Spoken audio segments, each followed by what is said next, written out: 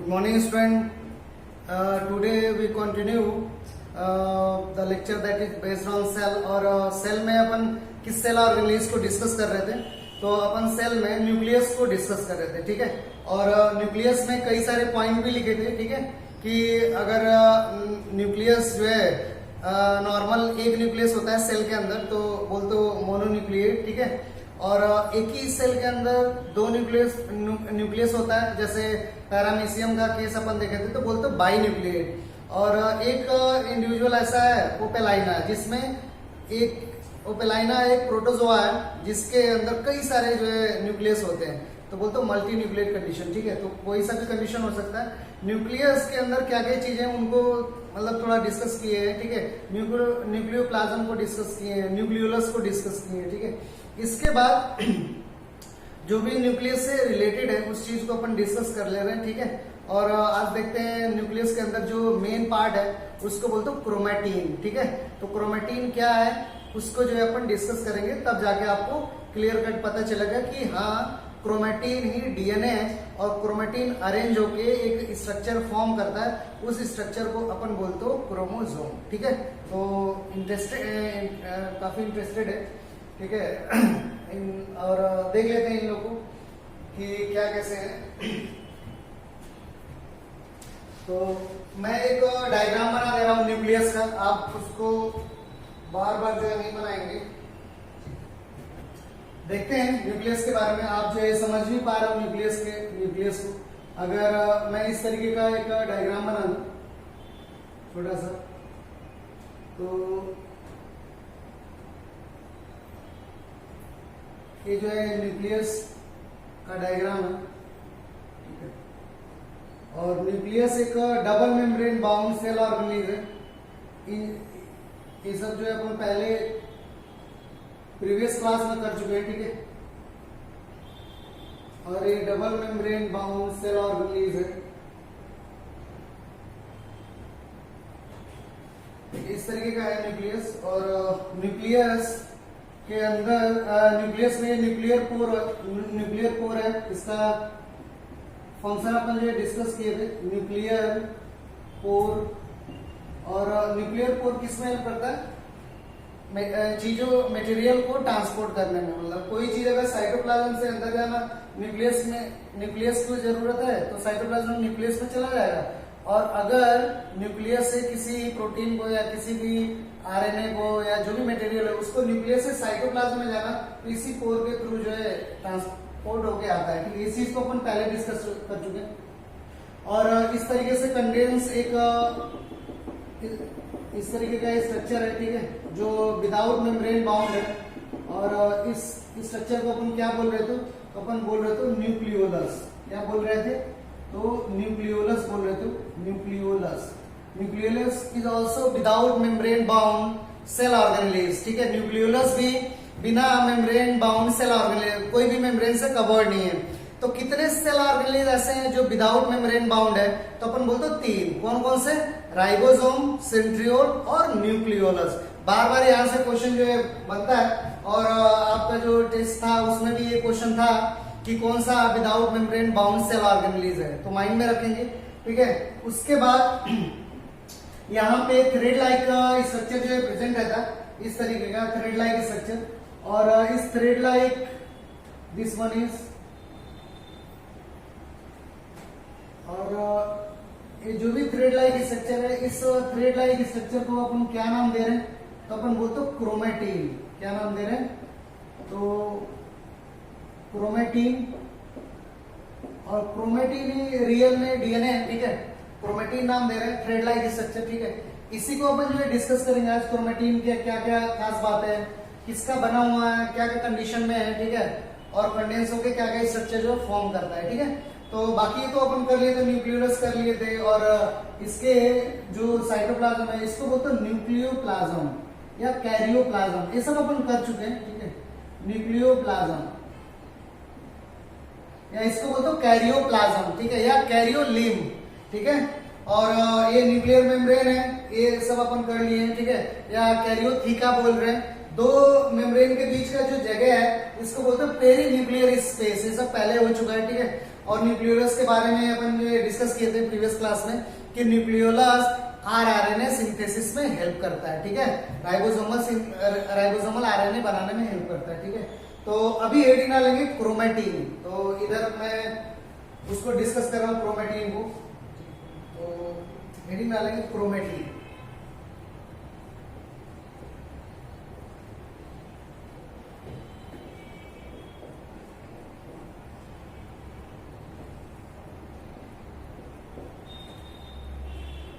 Chromatin को देखेंगे, chromatin क्या है, ठीक है, पॉइंट लिखेंगे क्रोमेटिन में। It is thread like structure, it is thread like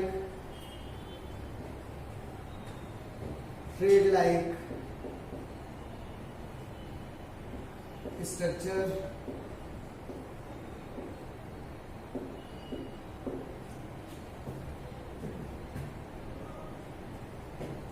it is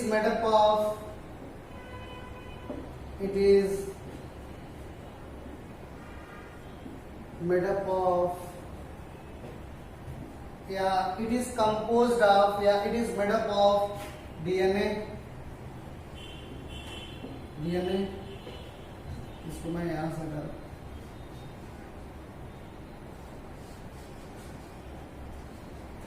it is made up of DNA, histone protein,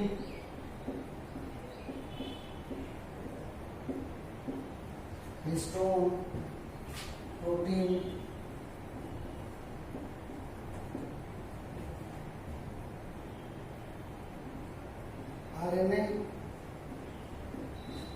and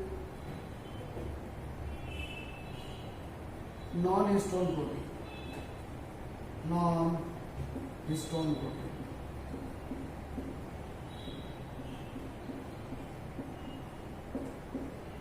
ठीक है। क्रोमेटिन किसका बना है तो बोलते हो डीएनए का, हिस्टोन प्रोटीन का, हिस्टोन प्रोटीन के बारे में अपन डिस्कस करेंगे, ठीक है। आरएनए का भी कुछ, आरएनए भी होता है क्रोमेटिन में, और क्या कुछ नॉन हिस्टोन प्रोटीन भी होते हैं, ठीक है। हिस्टोन प्रोटीन मतलब दिया है आपके सिलेबस में, ठीक है, तो हिस्टोन को थोड़ा सा रुके अपन डिस्कस कर लेंगे, ठीक है। और देखते हैं, इट बिकम, नेक्स्ट में लिखेंगे chromatin, it become condense,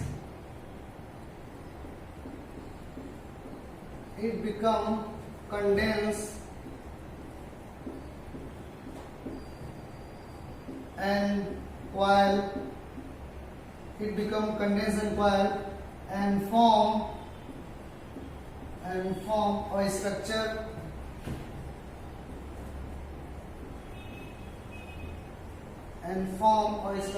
called chromatin. ध्यान से देखेंगे तब जाके आपको समझ में आएगा, ठीक है, और इंपॉर्टेंट चल रहा है, ठीक है। called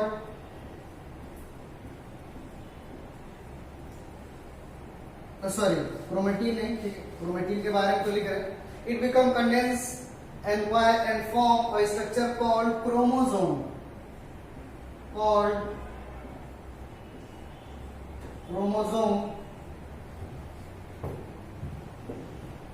क्या, क्रोमोसोम, ठीक है। तो ये इंपॉर्टेंट सब कंडीशन है, ठीक है। कोई बोलेगा क्रोमोसोम क्या है तो आप बोलेंगे क्रोमेटिन है, या डीएनए ही क्रोमोसोम होता है, ठीक है। अगर मान लो कोई इस तरीके से पूछ रहा है कि क्रोमोसोम किसका बना है तो आप बोलेंगे डीएनए, कुछ हिस्टोन प्रोटीन है, कुछ नॉन हिस्टोन प्रोटीन और कुछ पार्ट आरएनए का भी होता है, ठीक है। तो क्रोमोसोम कुछ नहीं है, क्रोमेटिन ही है। क्रोमेटिन का कंडेंस फॉर्म है क्रोमोसोम, ये नहीं कि क्रोमेटिन और क्रोमोसोम में आप जो डिफरेंस ना कर पाओ, ठीक है। कोई अगर नॉर्मल आपसे पूछ रहा है क्रोमोसोम के बारे में तो माइंड में क्या होना चाहिए, क्रोमेटिन के बारे में, या क्रोमेटिन पूछ रहा है तभी क्रोमोसोम के बारे में आप बोल सकते हैं, ठीक है। अगर कोई बोला क्रोमोसोम क्या है तो आप बोलेंगे it is a condense structure of chromatin, ठीक है। उसके बाद दूसरा पॉइंट है it is made up of DNA, histone protein, some non histone protein as well as RNA, ठीक है। तो इस तरीके से कोई पूछेगा तो आपको बोलना है, ठीक है। तो एक कंडेंस क्रोमेटिन, क्रोमोसोम क्या है, एक कंडेंस स्ट्रक्चर है जो क्रोमेटिन से डेवलप होता है या क्रोमेटिन से बनता है, ठीक है। तो क्रोमोसोम ये हो गया। क्रोमोसोम कब दिखाई देगा, न्यूक्लियस के अंदर, न्यूक्लियस के अंदर क्रोमोसोम के फॉर्म में क्रोमेटिन कब आएगा? During cell division. ठीक है, तो उस स्ट्रक्चर उस कंडीशन को अपन लिख रहे हैं। Next point,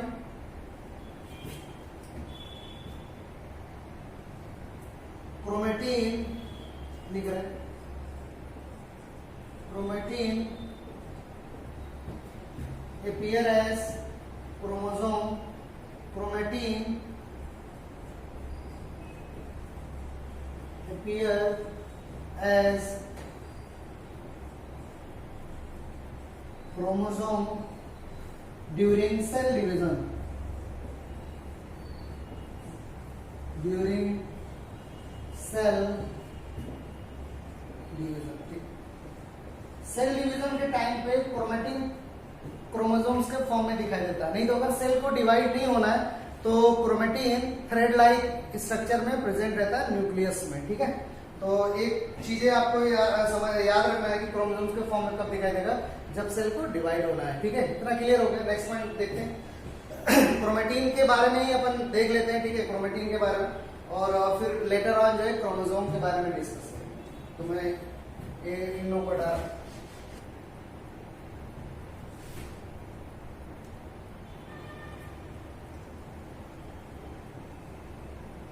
on the basis of staining chromatin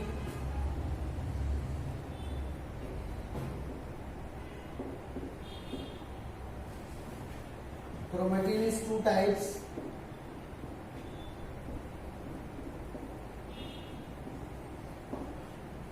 Chromatin is two types.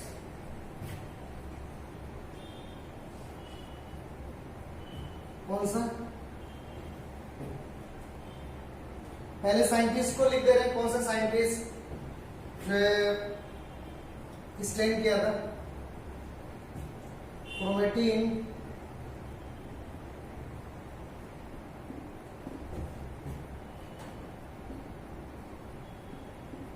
Stand by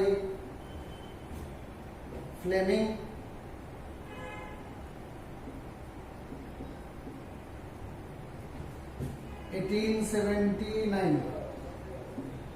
Fleming आप याद रखें, फ्लेमिंग ने क्रोमेटिन को क्या किया? स्टेन किया, मींस कलर किया। ठीक है, उसके बेस पे क्रोमेटिन दो टाइप से दिखाई दिया। बाद में अपन करेंगे, अभी साइंटिस्ट के बारे में लिखेंगे। ठीक है, नेम ऑफ स्टेन, कौन सा कलर यूज किया? तो यहाँ पे पॉइंट में लिखेंगे name of stain, name of stain, कौन सा स्टेन लिया, उसका नाम क्या था? स्टेन जो भी कलर लिया था, स्टेन का मीन्स कलर, कौन सा? तो अपन बोलते हैं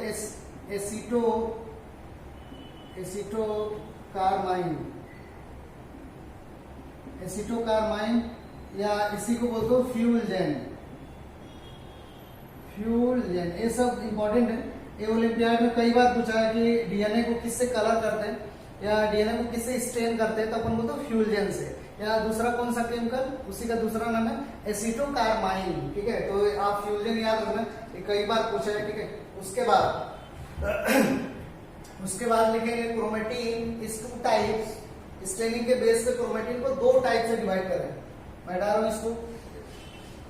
नेक्स्ट पॉइंट लिखेंगे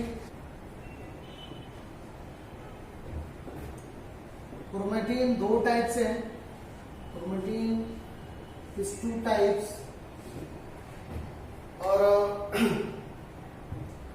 क्रोमेटिन दो टाइप से है। एक को अपन बोलते हो you chromatin, one is you chromatin, another one is heterochromatin.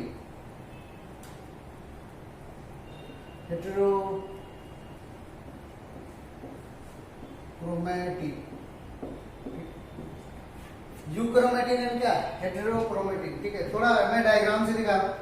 तो अगर इसको अपन जो क्रोमेटिन बोल रहे देखेंगे आप, इसको मैं इधर इधर, दिस वन इज क्रोमेटिन,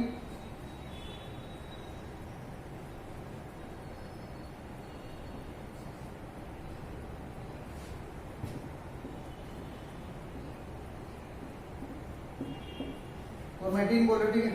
तो क्रोमेटिन कलर के बेस पे, स्ट्रेन के बेस पे दो टाइप से, कुछ क्रोमेटिन का पार्ट ज्यादा कलर लेता है, ठीक है, क्योंकि वहां पे रिपीट सीक्वेंस ज्यादा मिलते हैं, ठीक है। रिपीट सीक्वेंस वगैरह को बड़े क्लास में करेंगे आगे, ठीक है। और कुछ ऐसे पार्ट है क्रोमेटिन के जो कम स्ट्रेन लेते हैं, जो पार्ट जो है क्रोमेटिन के कम स्ट्रेन होगा लेगा, वो डार्क इन कलर होगा या लाइट इन कलर होगा, वो पर्टिकुलर रीजन।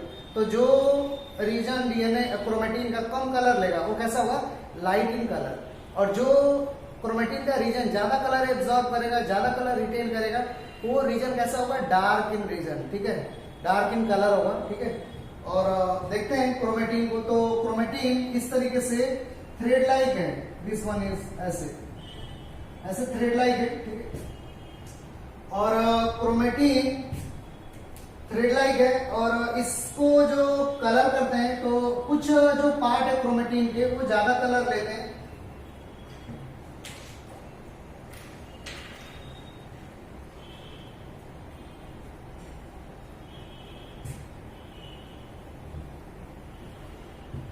कुछ क्रोमेटिन के पार्ट जो है ज्यादा कलर लेते हैं। तो मैं इस तरीके से दिखा दे रहा हूं, ठीक है, इस तरीके से ज्यादा कलर रिटेन करते हैं, और कुछ पार्ट जो है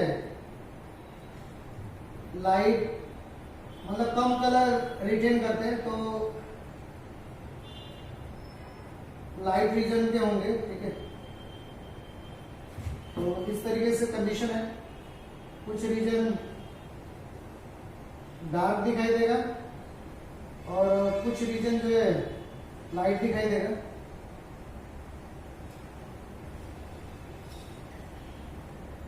किसकी वजह से, स्टेन की वजह से।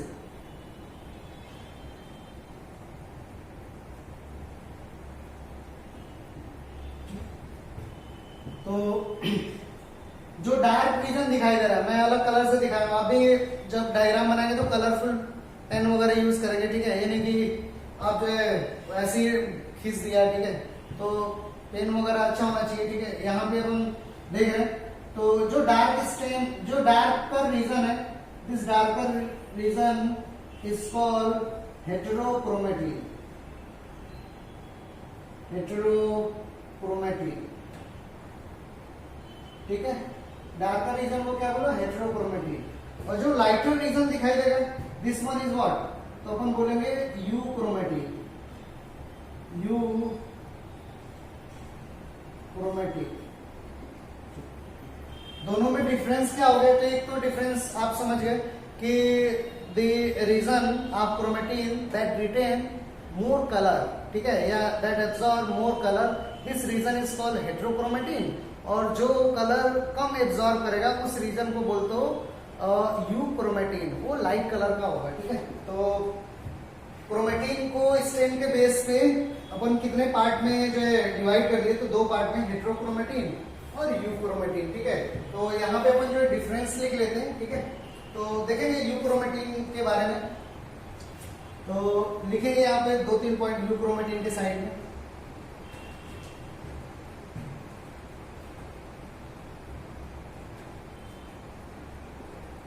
It is loosely arranged region,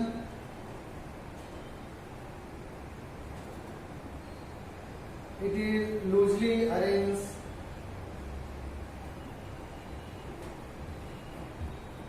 region. Next point, it is light in color,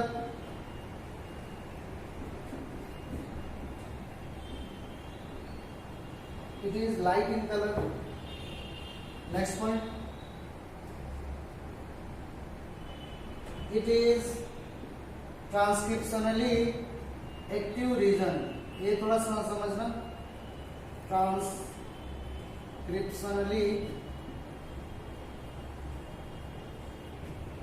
it is transcriptionally active region.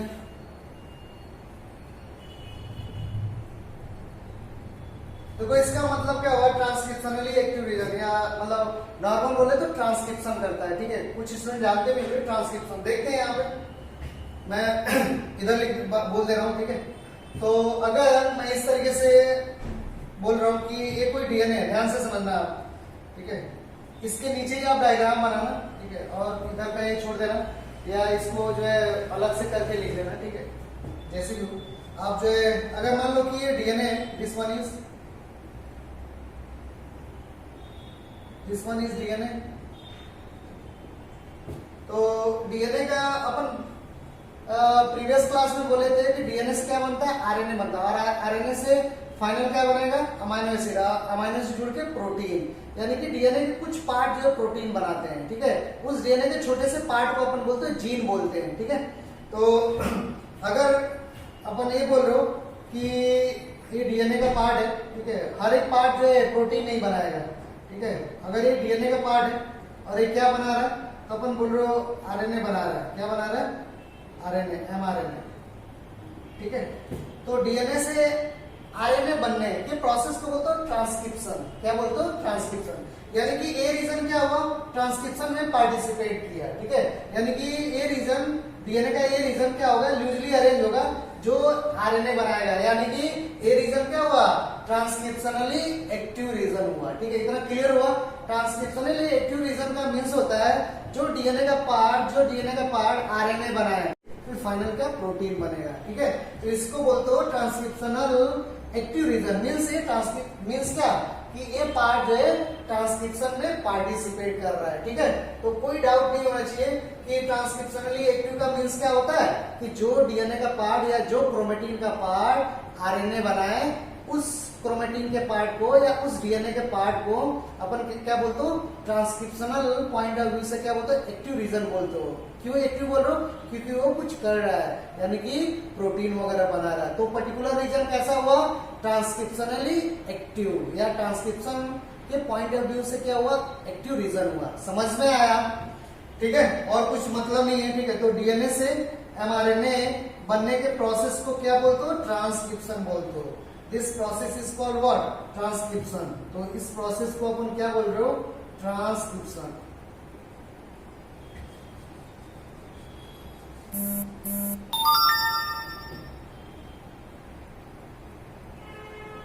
Transcription बोल रहे हो।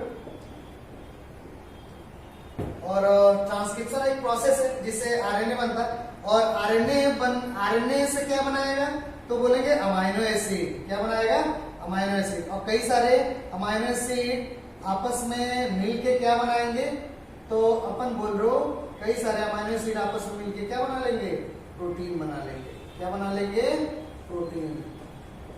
और इस प्रोसेस को, आरएनए से प्रोटीन बनने के प्रोसेस को बोलते हो ट्रांसलेशन, क्या बोलते हो, this process is called translation. Translation बोल रहे हो। तो आपको यहाँ पे दो चीजें समझ में आ गया, ट्रांसक्रिप्शन समझ में आ गया और ट्रांसलेशन समझ में आ गया, ठीक है। तो ट्रांसलेशन, ये आपके ट्रांसक्रिप्शन आपके सामने एक पॉइंट लिखे, it is A transcriptionally active region. तो ट्रांसक्रिप्शनली एक्टिव का यही मीन्स है कि डीएनए का छोटा सा पार्ट जो ट्रांसक्रिप्शन करे, आरएनए बनाया है, उस रीजन को बोलते हो ट्रांसक्रिप्शनली एक्टिव रीजन, ठीक है। तो ये जो है यूक्रोमेटिन के बारे में ये सब जो पॉइंट था। अब अपन लिखेंगे हेट्रोक्रोमेटिन के बारे में, ठीक है, हेट्रोक्रोमेटिन के बारे में, ठीक है। तो हेट्रोक्रोमेटिन के बारे में देखेंगे, और आप जो डायग्राम से भी समझ पा रहे हो यूक्रोमेटिन कौन सा है, हेट्रोक्रोमेटिन कौन सा है, ठीक है।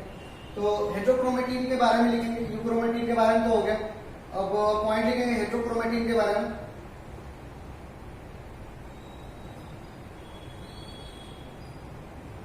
It is tightly arranged region.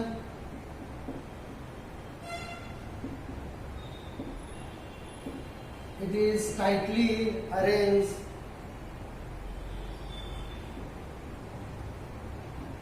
region.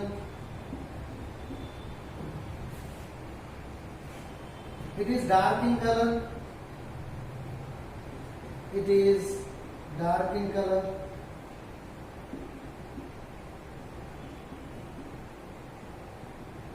Next point, it is transcriptionally, यहाँ पे क्या लिखे थे, ट्रांसक्रिप्शनली एक्टिव। तो यहाँ पे क्या लिखेंगे, हेट्रोक्रोमेटिन में ट्रांसक्रिप्शनली इनएक्टिव रीजन, ठीक है, क्योंकि एक कोई आरएनए वगैरह नहीं बनाता है, ठीक है, रिपीट सीक्वेंस होने की वजह से कुछ नहीं बनाता है। तो इट इज ट्रांसक्रिप्शनली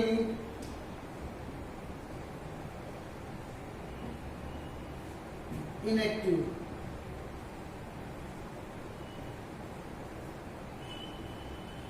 रीजन, ठीक है, ये समझ में आएगा कि ट्रांसक्रिप्शन दोनों में डिफरेंस क्या है। ठीक है, तो ये चीजें आपको क्लियर हुआ कि यूक्रोमेटिन और हेट्रोक्रोमेटिन में कौन जो है ट्रांसक्रिप्शनल एक्टिव है, कौन आरएनए बना रहा है। ठीक है, तो यूक्रोमेटिन बना रहा है, हेट्रोक्रोमेटिन नहीं। और दोनों को किस बेस पे डिवाइड किए? कलर के बेस पे, स्टेन के बेस पे। जो रीजन ज्यादा स्टेन लिया, ज्यादा कलर लिया, उसको बोलते हैं हेट्रोक्रोमेटिन, और जो लाइट कलर रिटेन किया या एब्जॉर्ब किया उसको क्या बोल रहे हो? यूक्रोमेटिन। ठीक है, दोनों में क्या डिफरेंस है ये अपन जो समझ गए। ठीक है, ये मैं इसको हटा रहा हूं और फिर नेक्स्ट देख रहे हैं क्रोमेटिन के बारे में। ठीक है, देखिए अगर इस तरीके का स्ट्रक्चर है, ठीक है, और ये thread like structure, this one is chromatin, और यहाँ पे इस तरीके का कंडीशन भी है, इसको अपन क्रोमेटिन बोल रहे हो। और क्रोमेटिन बिकम कंडेंस, ये क्रोमेटिन है ना, chromatin become condense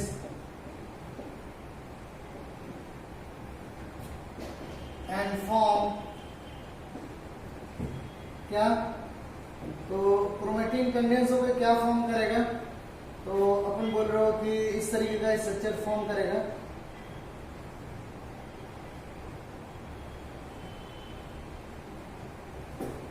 form chromosome.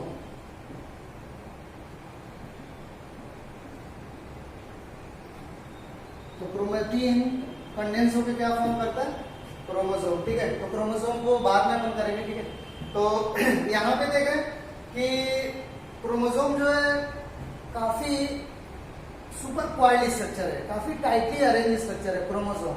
और कैसे बन रहा है? क्रोमेटिन के कंडेंस होने की वजह से क्रोमोसोम जो डेवलप हो रहा है। ठीक है, उसके बाद अभी देखेंगे कि क्रोमोसोम क्या डायरेक्ट बन गया है क्या? तो क्रोमोसोम डायरेक्ट नहीं बना है। ठीक है, अभी देखेंगे कैसे क्रोमोसोम जो है डेवलप हुआ है। तो थोड़ा सा जो है रफ आइडिया मैं दे रहा हूँ डायग्राम बना के। ठीक है, बाकी वो कोई दिक्कत नहीं, तो एक रफ आइडिया मैं दे रहा हूँ क्रोमोसोम्स कैसे बन रहा है। उसी में आपको समझ में आएगा हिस्टोन प्रोटीन कहाँ पे लगा हुआ है। ठीक है, तो उससे वो भी क्लियर हो जाएगा हिस्टोन प्रोटीन कहाँ पे लगा हुआ, और नॉर्मल सा अपन डायग्राम जो है ड्रॉ कर लेंगे। ठीक है, तो देखते हैं। डायरेक्ट मैं तो यहाँ पे डायरेक्ट लिख दिया हूँ, लेकिन डायरेक्ट नहीं बनेगा। ठीक है, और इसको अपन हटा रहे हैं। क्रोमेटिन रियल में इस तरीके का स्ट्रक्चर है, थ्रेड लाइक स्ट्रक्चर है रियल में, दिस वन इज। और ये जो हम लोग के न्यूक्लियस में फिर जो है कंडेंस होकर क्रोमोसोम बनाएगा। क्रोमोसोम्स का नंबर 46 होता है हम लोग ह्यूमन बीइंग के केस में। ठीक है, वो सब क्रोमोसोम को बाद में देखेंगे कैसे कैसे क्रोमोसोम्स है, किस टाइप का है। ठीक है, तो अभी यहाँ पे वो नहीं अपन कर रहे हैं। ठीक है, तो ये जो क्रोमेटिन है ना, this one is chromatin. Chromatin he real में क्या है? डीएनए। रियल में क्या है? क्रोमेटिन ही रियल में क्या होते हैं? डीएनए होते हैं। ठीक है, क्रोमेटिन अब क्या होता है कि सुपर क्वाइल होता है, क्वाइल होता है। ठीक है, क्रोमेटिन तो या क्रोमेटिन या मैं बार बार बोलूंगा डीएनए। डीएनए इस तरीके से क्वाइल होता है। ठीक है, और इस तरीके से क्वाइल डीएनए होगा। क्यों क्वाइल होगा? क्यों क्वाइल होगा? क्यों क्वाइल में जाएगा? क्योंकि क्रोमोसोम को एक छोटे से न्यूक्लियस में पैक होना है। ठीक है, क्यों जो है क्वाइल होगा? तो आप बोर्ड पे देखिए, थोड़ा यहाँ पे देखो, तो इस तरीके का कोई सेल है। ठीक है, और सेल के अंदर ये न्यूक्लियस है। ठीक है, सेल के अंदर क्या है? न्यूक्लियस। और इसी न्यूक्लियस में क्रोमोसोम्स को जो है पैक होना है, इस तरीके से पैक होना है। ठीक है, क्रोमोसोम्स को या क्रोमेटिन को पैक होना है। तो क्रोमेटिन तो बड़ा सा स्ट्रक्चर है, या डीएनए क्या है? बड़ा सा स्ट्रक्चर है। जब तक वो सुपर क्वाइल नहीं होगा तो क्या इस छोटे से पार्ट में पैक होगा क्या? नहीं पैक होगा। ठीक है, इस सेल की साइज कितनी है? मोस्टली अगर बोले तो सेल की साइज जो है वेरिएबल है। अपन बोल सकते हैं 1 माइक्रोन मीटर है, तब भी बहुत छोटा है 1 माइक्रोन मीटर। ठीक है, तो इतने छोटे सेल के अंदर इतना बड़ा डीएनए, अभी डीएनए का साइज अपन देखेंगे तो 2 मीटर के अप्रॉक्स जो आता है हम लोग के केस में। तो इतने छोटे सेल के अंदर डीएनए, इतना बड़ा डीएनए कैसे पैक होगा? तो कैसे पैक होगा? इसी तरीके से पैक होगा। डीएनए काफी सुपर क्वाइल्ड होता है, काफी जो है टाइटली पैक होता है, तब जाके डीएनए छोटे से न्यूक्लियस में पैक होगा, ठीक है, क्रोमोसोम्स के फॉर्म में। तो अब देखो क्या होता है, ये क्रोमेटिन है या डीएनए नॉर्मल्स है, ठीक है, और ये जो है एक प्रोटीन के ऊपर रैप होता है। जैसे कोई प्रोटीन है, इसके ऊपर क्या होता है, रैप होता है, ठीक है। तो इसी प्रोटीन को अपन बोलते हो हिस्टोन प्रोटीन, ठीक है। और इस तरीके का प्रोटीन है, और यहाँ पे हिस्टोन प्रोटीन H2A, ये हिस्टोन प्रोटीन हो गया। ये दूसरा हिस्टोन प्रोटीन H2A, H2B, और ये तीसरा हिस्टोन प्रोटीन H3NH4, ये हिस्टोन प्रोटीन है, ठीक है, वेरिएबल तरीके का कंपोजिशन है। तो H2A, H2B, H3NH4, ठीक है। तो यहाँ पे कितना हिस्टोन प्रोटीन दिखाई दे रहा है? तो अपन बोलते हो 4, और चारों कैसे रहते हैं? डबल डबल फॉर्म में। तो बोलते ऑक्टामर के फॉर्म में रहते, उतना आपको नहीं जानना है, ठीक है। डबल डबल फॉर्म हो, 4 का डबल कितना होगा? 8 को क्या बोलता है? ऑक्टामर। तो हिस्टोन प्रोटीन किस फॉर्म में प्रेजेंट रहता है? तो बोलते ऑक्टामर के फॉर्म में। हिस्टोन प्रोटीन कर क्या रहा है? तो हिस्टोन प्रोटीन के ऊपर डीएनए रैप हो रहा है। हिस्टोन प्रोटीन के ऊपर डीएनए क्या होता है? रैप होके सुपर क्वाइल में जा रहा है, ठीक है। तो क्लियर कट रखना, this one is histone protein, this one is what? Histone protein, ठीक है। यहाँ पे क्लियर हुआ हिस्टोन प्रोटीन। हिस्टोन प्रोटीन कितने होते हैं? 5। कौन कौन से? H2A, H2B, H3, H4, और एक और हिस्टोन प्रोटीन रहता है जो बाहर रहता है, इसको बोलते हो H1। क्या बोलते हो? H1, ठीक है। तो हिस्टोन प्रोटीन जो है 5 है, H1 बाहर रहता है, और मेन पार्ट में कौन कौन से रहता है? H2A, H2B, H3 और H4, ठीक है। डायग्राम को क्लियर बनाएंगे। इसी तरीके से यहाँ पे भी हिस्टोन प्रोटीन जो है अरेंज होते हैं, ठीक है।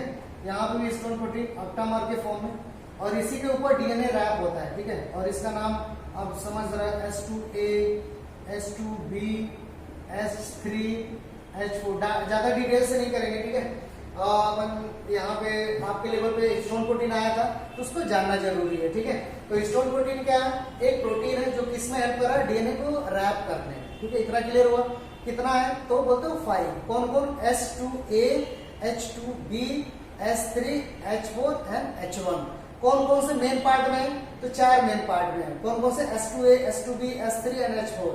और जो मेन पार्ट में है वो डबल फॉर्म में रहते हैं, तो बोलते हैं ऑक्टामर के फॉर्म में। क्या बोलते हैं? ऑक्टामर। ऑक्टामर नहीं भी लिखोगे तो चलेगा। हिस्टोन प्रोटीन के बारे में आप जो है समझ जाएंगे तो मतलब अच्छा रहेगा, ठीक है। कोई बोलेगा हिस्टोन प्रोटीन क्या है, तो आप बोलेंगे हिस्टोन प्रोटीन एक बेसिक प्रोटीन है, ठीक है। अभी मैं लिख दे रहा हूँ हिस्टोन प्रोटीन।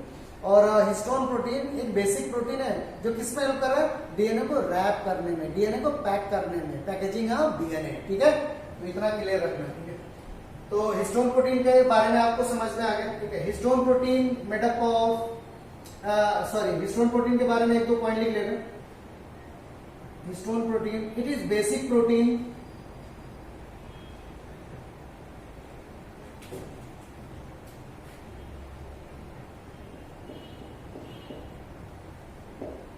इट इज, चलो मैं यहाँ पे नहीं लिख रहा हूं, मैं नीचे लिख दे रहा हूं। यहाँ पे अपन लिख दे रहे हैं हिस्टोन प्रोटीन के बारे में। हिस्टोन प्रोटीन, क्योंकि अभी मेरे को यहाँ पे डायग्राम बनाना है तो सीधा जाएगा हिस्टोन प्रोटीन। पॉइंट लिखेंगे, it is basic protein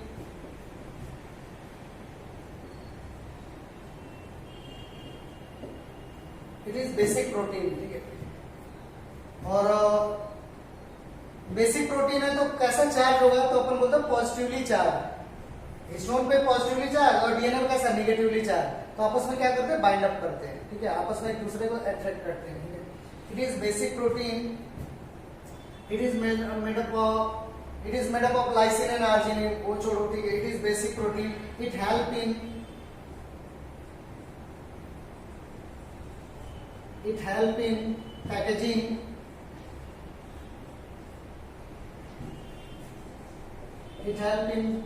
of DNA. DNA के पैकेजिंग में हेल्प कर रहा है, ठीक है।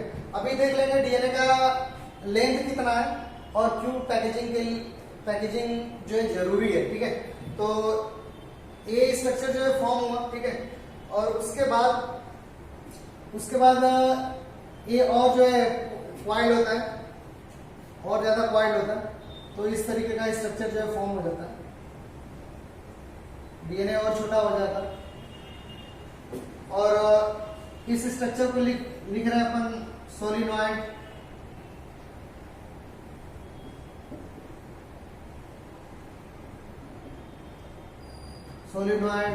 मॉडल या स्ट्रक्चर। और फिर और जाके सुपर कॉइल होता है, और ज्यादा कंडेंसली सुपर कॉइल होता है।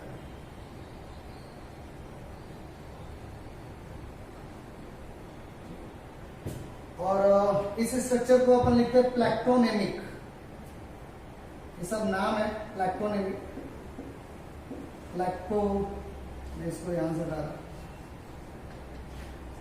प्लैक्टोनेमिक कॉम्प्लेक्स। उसके बाद फाइनल जो प्लैक्टोनेमिक कॉम्प्लेक्स है, फाइनल किसमें कन्वर्ट हो जाता है, और ज्यादा सुपर कॉइल हो गए किसमें कन्वर्ट हो जाता है, तो अपन बोलते क्रोमोसोम।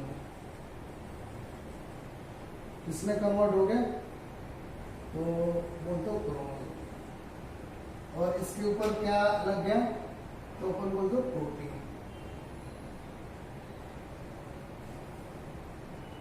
तो क्या बन गया, क्रोमोसोम।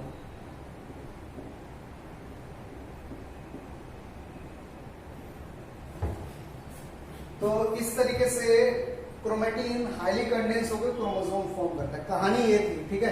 यानी कि डायरेक्ट क्रोमोसोम बन गया, ऐसा नहीं हुआ। क्या बना, क्रोमेटिन, फिर क्रोमेटिन क्या हुआ, हिस्टोन प्रोटीन के ऊपर रैप हुआ, और फिर सुपर कॉइल्ड एक स्ट्रक्चर बना सोलिनॉइड मॉडल बोल। फिर इसके बाद एक और स्ट्रक्चर बना प्लैक्टोनेमिक कॉम्प्लेक्स और हाईली कंडेंस स्ट्रक्चर। फिर फाइनली कंडेंस होकर कौन सा स्ट्रक्चर बनेगा, क्रोमोसोम, ठीक है। तो क्रोमेटिन कंडेंस होकर क्या बनाती है, क्रोमोसोम, और वो पैक होता है, ठीक है, यहाँ पे न्यूक्लियस। तो ये जो आपको समझ में आया, ठीक है। अब यहाँ पे देखते हैं कि पैकेजिंग की जरूरत क्यों पड़ी, क्रोमोसोम्स को हाईली कंडेंस होने की जरूरत क्यों पड़ी, ठीक है। इसको देखें, तो मैं इसको हटा रहा हूँ यहाँ से, ठीक है। और बाकी हिस्टोन प्रोटीन के बारे में आप जो है यहाँ से समझ पाए कि हिस्टोन प्रोटीन क्या होता है। मैं इसको हटा रहा हूँ। क्रोमेटिन का नॉर्मल सा मीन्स होता है डीएनए, ठीक है। तो क्रोमेटिन को हाईली कंडेंस होने की जरूरत क्यों पड़ी, उसको देख रहे। देखो अपन जो डीएनए की बात कर रहे हैं, ठीक है। अपन इस तरीके से कोई सेल है और ये न्यूक्लियस है और इसमें ये थ्रेड लाइक स्ट्रक्चर है। इसी की बात कर रहे हैं और इसी को क्रोमेटिन बोल रहे हो। क्या बोल रहे हो, क्रोमेटिन। या क्रोमेटिन का मेन पार्ट क्या है, डीएनए। क्रोमेटिन का मेन पार्ट डीएनए, या क्रोमेटिन को बोल सकते हैं डीएनए ही है, ठीक है। अगर मैं डीएनए की बात कर रहा हूं, ठीक है। अब डीएनए की बात करो, इस तरीके का एक स्ट्रक्चर है डीएनए। और डीएनए के बारे में आप जो ये जानते भी होंगे, डीएनए कई टाइप से डीएनए होता है।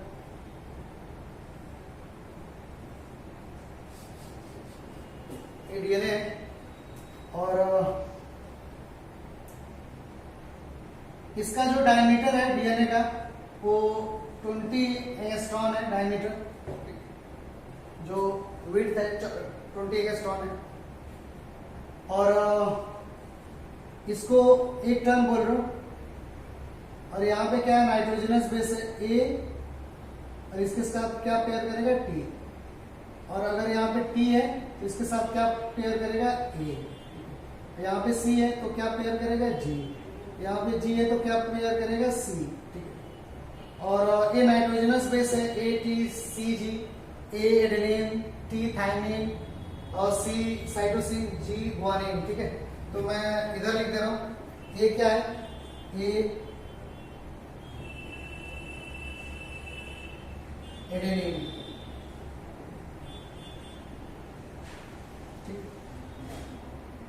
ठीक है,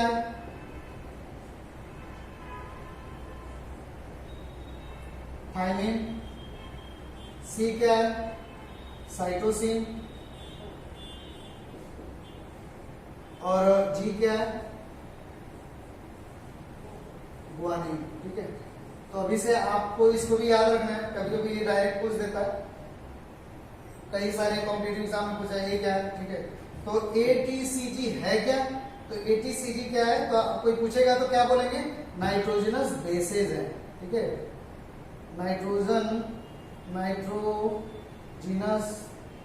नाइट्रोजनस क्या, बेस, नाइट्रोजनस बेस है,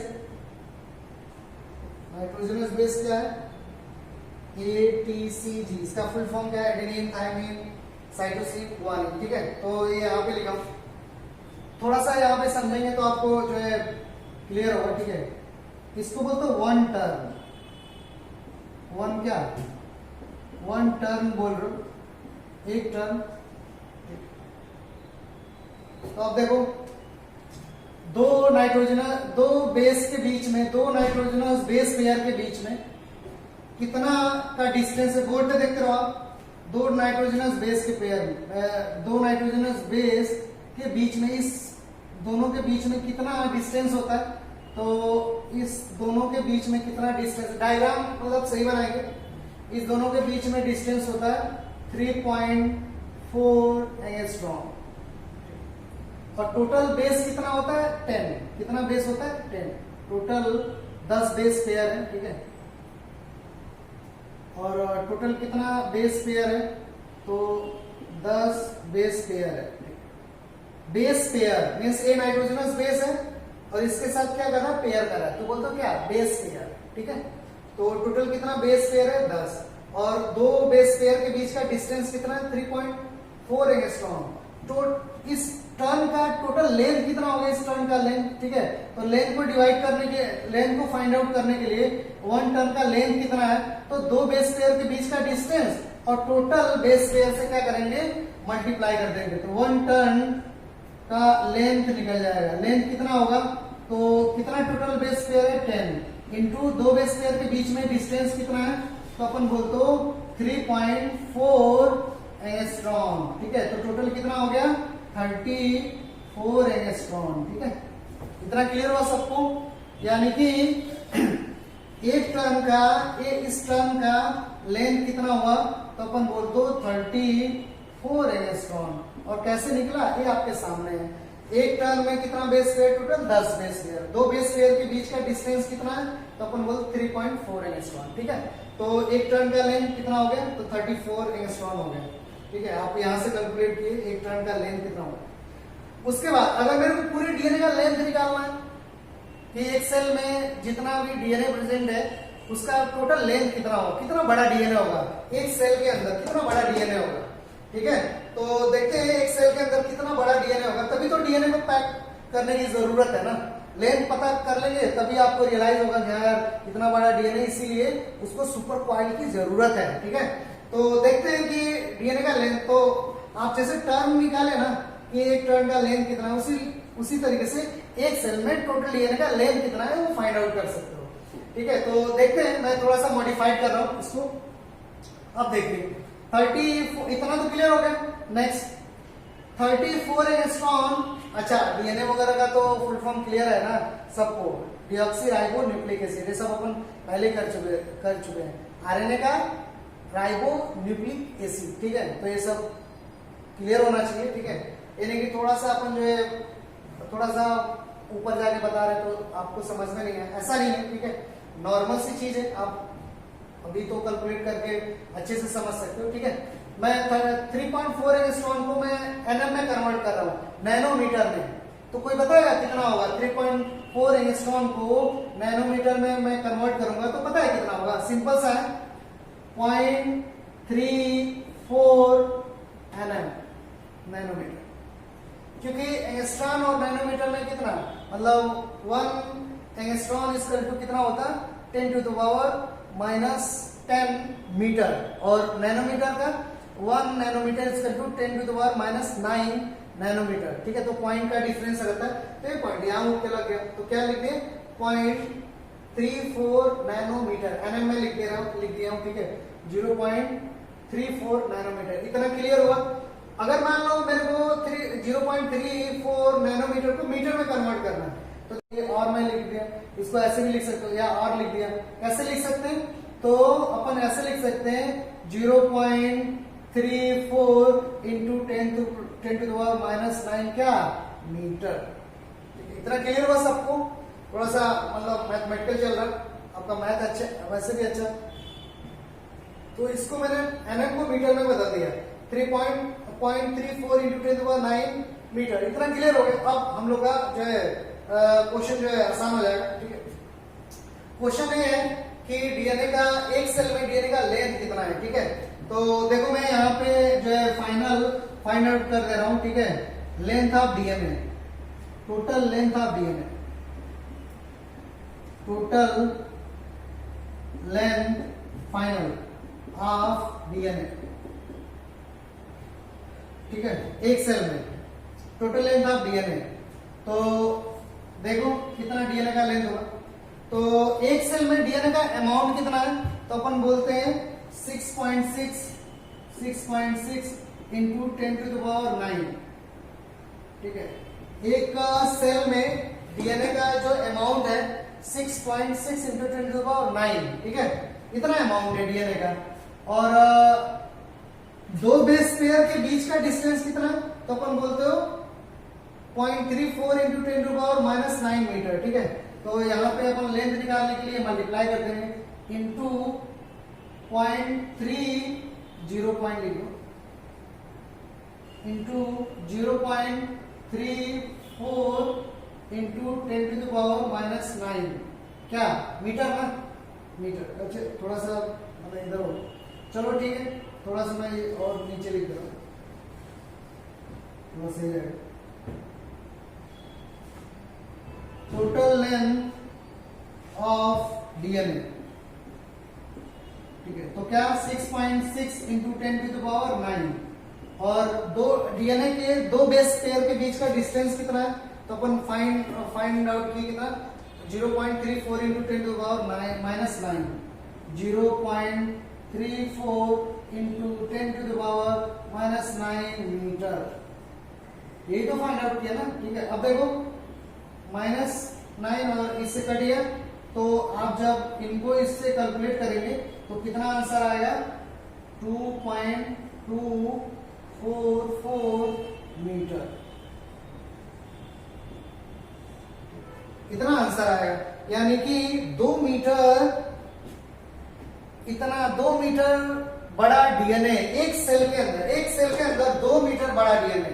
2 मीटर कितना होगा अप्रॉक्स, अगर मैं लाइन ड्रॉ करूं तो 2 मीटर यहां तक होगा, यहां तक 2 मीटर तो अपन नाप सकते हैं ना, एक हाथ यहां तक 1 मीटर हुआ, इसका डबल कर देंगे तो 2 मीटर।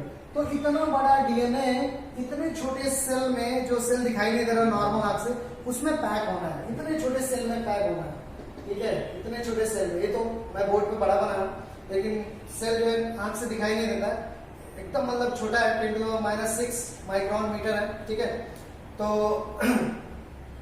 सॉरी 10⁻⁶ मीटर का है, 1 माइक्रोन अगर ले रहे हैं। ठीक है, तो कहने का मीन्स है कि सेल की साइज बहुत छोटी है, बहुत जो है छोटी है, और उस छोटे से साइज में, सेल के छोटे से साइज में 2 मीटर का डीएनए पैक करना है। ये मैं बताया हूँ 2 मीटर का अप्रॉक्स, क्योंकि आप खुद कैलकुलेट किए हो, यहाँ पे 2 मीटर का डीएनए है। तो इतने बड़े डीएनए को पैक करने के लिए क्या करना पड़ेगा, डीएनए को फोल्ड होना पड़ेगा, डीएनए को क्या करना पड़ेगा, सुपर क्वाइड होना पड़ेगा, तब जाके डीएनए क्या होगा, पैक होगा सेल के अंदर। ठीक है, इसीलिए डीएनए को किस पे रैप होना पड़ता है, क्रोमेटिन पे, और फिर और ज्यादा जो है सुपर क्वाइड होता है। ठीक है, और फिर जाके सेल के अंदर जो है डीएनए पैक होता है। ठीक है, नहीं तो अगर 2 मीटर का डीएनए है तो सेल के अंदर पैक नहीं होगा, फिर कोई भी मेटाबॉलिक एक्टिविटी जो है सही से होगी नहीं, और फिर जो है प्रोसेस जो है सही नहीं होगा। तो डीएनए को पैक होने के लिए हिस्टोन प्रोटीन की जरूरत है। और डीएनए क्यों पैक होता है, क्योंकि डीएनए अगर एक सेल का डीएनए की बात करें तो इसकी लेंथ कितनी फाइंड आउट की है, 2.244 मीटर। इसलिए उसको क्या करना पड़ेगा, पैक करने की जरूरत है, सुपर क्वाइल्ड करने की जरूरत है। ठीक है, तो ये ओवरऑल क्रोमेटिन के बारे में हुआ और ऑलमोस्ट वही डीएनए होता है। तो और डीएनए के बारे में कुछ हुआ कि डीएनए का एक टर्न का लेंथ आप जो कुछ फाइंड आउट किए। दो बेस पेयर के बीच का डिस्टेंस 3.4 एंगस्ट्रॉन होता है। इसको चेंज करेंगे तो मीटर में भी बदल सकते हैं। दो बेस पेयर के बीच का डिस्टेंस, बेस पेयर क्या होते हैं, तो एक नाइट्रोजनस बेस ए किसके साथ पेयर करता है, टी के साथ, तो इसको क्या बोलते हैं, नाइट्रोजनस बेस। इसको क्या बोलते हैं, नाइट्रोजनस बेस। तो दोनों को क्या बोलेंगे, बेस पेयर। ठीक है, क्योंकि दो एक साथ जुड़ रहे हैं तो पेयर बोल रहे हैं। ठीक है, नाइट्रोजनस बेस को बड़े क्लास में जाएंगे तो उसका स्ट्रक्चर वगैरह देखेंगे। आपके लेवल पे बस इतना है कि नाइट्रोजनस बेस कितने टाइप्स हैं, तो आपके सामने ATCG और एक और होता है U भी होता है, यूरेसिल। ठीक है, तो यहाँ पर ये डीएनए के स्ट्रक्चर में U नहीं होता है, आरएनए के स्ट्रक्चर में U होता है, उसको बोलते हैं यूरेसिल। ठीक है, तो केवल डीएनए का स्ट्रक्चर पर बना है तो 1 2 3 4 नाइट्रोजनस बेस होगा। ए से एडेनिन, टी से थाइमिन, सी से साइटोसिन, जी से ग्वानिन। ठीक है, इतना। अगर आरएनए होगा तो एक और बढ़ जाएगा, ठीक है, आरएनए में टी नहीं होगा, इसके जगह पे क्या होगा, यू होगा, यू। और यू को क्या बोलेंगे, यूरेसिल। क्या बोलेंगे, यूरेसिल। और यूरेसिल कहां पे प्रेजेंट होगा, यूरेसिल ओनली प्रेजेंट इन, कहां पे प्रेजेंट होगा, uracil only present in RNA. ठीक है, यानी कि डीएनए में टी प्रेजेंट होगा, आरएनए में टी के जगह पे क्या प्रेजेंट होगा, तो अपन में यू। और यू किसके साथ पेयर करेगा, ए के साथ। ठीक है, तो ओवरऑल एक क्रोमेटिन से रिलेटेड था। डीएनए का स्ट्रक्चर से काफी मतलब इंटरेस्टिंग है डीएनए का स्ट्रक्चर, डीएनए कितना बड़ा है और डीएनए की साइज क्या है, डीएनए में और कौन कौन से बेसेस है, बेस का नाम क्या है, ये आप जो है समझ पाए। ठीक है, कौन किसके साथ पेयर कर रहा है ये समझ पाए, एक टर्न का लेंथ कितना है ये आप फाइंड आउट कर पाए। ठीक है, एक सेल में डीएनए कितना बड़ा हो सकता है। ठीक है, ये आप जो है फाइंड आउट करके total length of DNA in one cell. तो इसमें क्या किए, डीएनए का जितना भी अमाउंट था, डीएनए मतलब हम लोग का एक सेल निकालेंगे तो इसमें डीएनए का अमाउंट कितना होगा, 6.6 इंटू 10⁹। ठीक है, डीएनए का अमाउंट होता है और उसमें मल्टीप्लाई किससे कर देंगे, डीएनए में दो बेस पेयर के बीच का डिस्टेंस, तभी तो लेंथ निकलेगा ना। तो 0.34 इंटू 10⁻⁹ मीटर। ठीक है, और उसके बाद इसको मतलब जो फाइनलाइज करेंगे तो अप्रॉक्स 2.244 मीटर अप्रॉक्स आप कैलकुलेट कर लें, उतना जो है लेंथ आ जाएगा। और ये डीएनए का एक सेल में लेंथ है। डीएनए इतना बड़ा है, उसको पैक करने के लिए क्या चाहिए, उसको सुपर क्वाइल चाहिए, हिस्टोन प्रोटीन के ऊपर रैप होना चाहिए। ठीक है, इसके बाद जब भी अपन आएंगे तो अपन जो है और थोड़ा क्रोमोसोम वगैरह को डिस्कस करेंगे, फिर वो भी मतलब अच्छा इंटरेस्टिंग है क्रोमोसोम के बारे में भी, कि कैसे क्रोमोसोम है, कितने टाइप से है। ठीक है, तो अभी आप जाके इसको थोड़ा सा ध्यान से देखेंगे। ठीक है, और जो भी डायग्राम है उसको बनाएंगे और फिर डायग्राम को थोड़ा क्लियर बनाएंगे। ठीक है, और जो भी डाउट होगा उसको जो है आप करेंगे। Thank you student.